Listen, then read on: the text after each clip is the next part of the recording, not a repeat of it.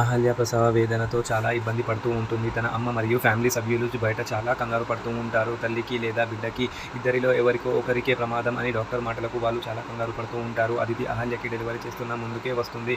కానీ ఇంట్లో వాళ్ళు అందరూ సభ్యులు తనని నమ్మరు. యామిని ఇంటి వాళ్ళని దృష్టించి మాట్లాడుతూ ఉంటుంది. మీ వల్లనే ఈ పరిస్థితి వచ్చింది అని అంటూ ఉంటుంది. దానికి సుభద్ర గట్టిగా ఏడుస్తూ ఉంటుంది. మీరు జ్యోత్స్న విషయం కట్టి చంపాలని చూశారు. మేము మిమ్మల్ని ఎలా నమ్ముతాము అని ఏడుస్తూ నిలదీసి అడుగుతూ ఉంటుంది.